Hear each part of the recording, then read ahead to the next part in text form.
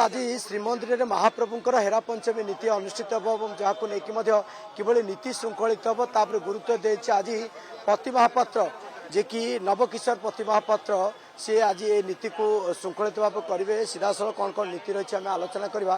तो आपको कनक न्यूज को स्वागत करी। आज गोटे विशेष नीति रही श्रीमंदिर महाप्रभु को जहाँकि आड़प मंडप पर आज हेरा पंचमी नीति कहुए प्रत्येक घर घर कहानी को लेकिन महाप्रभुंर अनेक नीति आज तार भर गोटे रही हेरा पंचमी से नीति केतबेले कौन कौन रही। जय जगन्नाथ। आज पवित्र हेरा पंचमी में सारा ओडिशावासी की स्वागत जनाऊँगी। आज महाप्रभुंर हेरा पंचमी महाप्रभु तांको स्त्री की छाड़ी देगी एत बड़ घोष यात्रा कर तेणु महालक्ष्मी समस्त कार्य सरला महालक्ष्मी आसिक जगन्नाथ रथ तले दंडायमान हे विद्यापति द्वारा समस्त कार्य सरला जोटि कि आमर कर्पूर आलती हम बलितार आलती हम चाउल आलती हम घसा बिड़िया मुनि हम दहीपटी भोग हम ये समस्त कार्य सरला राजनीति सहित अच्छी समस्त कार्य सरला जय विजय द्वार को महालक्ष्मी जीवे एवं जय विजय द्वारा दंडायमान है विद्यापति आड़प मंडप सिंहासन पर चढ़ी जो आज्ञा मालटी आणवे महालक्ष्मी देलापर से दर्जा बंद हो जाता है। से दर्जा बंद होगा महालक्ष्मी पुणी हेरा गौरी साई की जाता हेरा गौरी साई समस्त कार्य सारा श्रीमंदिर में प्रवेश कर माधव को ए विषय कहूला माधव बुझाऊँ यार बहुत बड़ विवरणी अच्छी मो शरीर असुस्थ से विवरणी रही जो मोह चन्न प्रयोग करेंगे केतबेले से करेंगे विवरणी आंशिक शुणा आमर जो हेरा पंचमी रही जो मोहिनी चूनटी अच्छी से विमला पाखु आसी था महाप्रभु पाखे समस्त कार्य सरला ये जो आमर जो गोटे कहती चून गाड़ी लगिला आमको जो भाई लगे महालक्ष्मी की सही भाई लगी जितेबाला आमर जय विजय द्वारा बंद हो जाता महालक्ष्मी फेरी जाते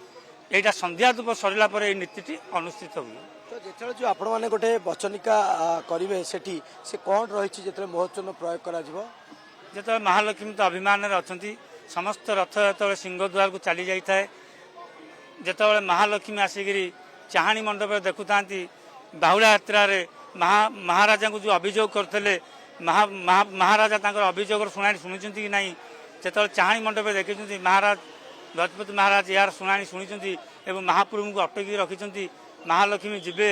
महाप्रभु पाखे आज्ञामाला आसव रथ तले दंडायमान हे रथ चारिपटे परिक्रमा करी श्रीमंदिर को फेरी जाए यही जो आप कहते यही जो द्वार पड़ज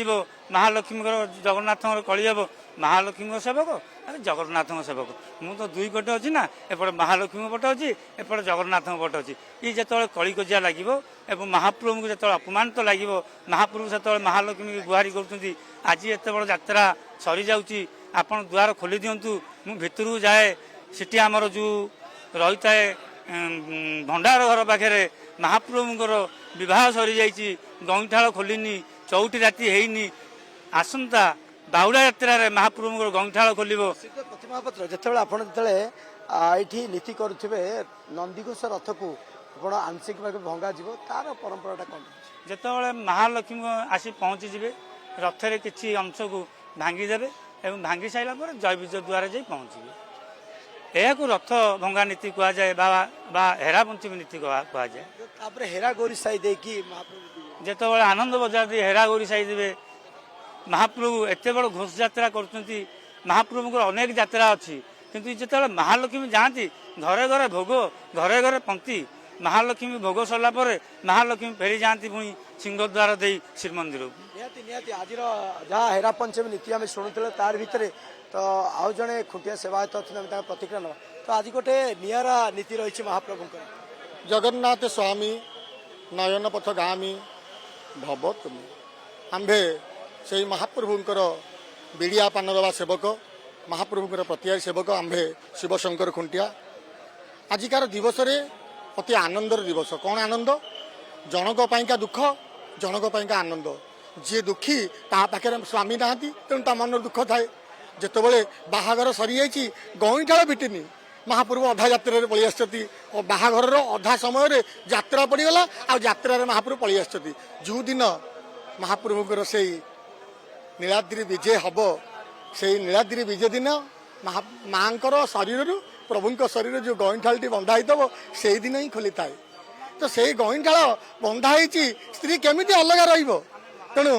मन जो चलचंचल हुए से आजिकार दिवस आजिकार दिवस है हेरा पंचमी। हेरा पंचमी रे श्रीदाण्ड दे अति तरबरिया सहित भगवान पाक आसती बारी देखा देखा पलि आसती से समय रही है महाप्रभुंर भोजन समय।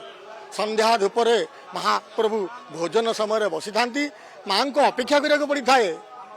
से समय दही बंदापना दे प्रभु को निवेदन करापर महाप्रभु भोजन रु सारी माँ को सहित जोगाजोग करती माँ को सहित प्रश्न करती माँ तुम कहीं पलि आसिल एमतीका देख मुझ तुम पिया तो तुम बिना तो मुझे अधा आ तुमको छाड़ी केमी रही आ तुम एत दिन है आसिक रही आम सहित टी आम कथा टी मन पड़ूनी तो तुम चल आम खूब कम समय खूब कम दिन भितर तुम पाखे पहुँची जाऊँ से एतिक अल्प कथार जो भगवान माँ को छाड़ी दौरान माँ को मन बलिनी तो फेरवा समय से नंदीघोष रथटी को टिके खुण करदे पलाउं सांगे सांगे नंदीघोष जा खबर कर महाप्रभु भोगवती आसिले मत खुण करदे गले तो तुम चिंता करनी ता व्यवस्था हो माँ पाखक मुझे आईपारूनी जो माँ आसिक मो सहित देखा गले मुझे क्षण रहीपारूनी मुझे यथाशीघ्र क्षेत्र दे पलैबी से माँ भोगवती महालक्ष्मी हेरा गौरी साई दे श्रीमंदिर को प्रत्यावर्तन करथांती। सेवा यही माँ अपूर्व लीला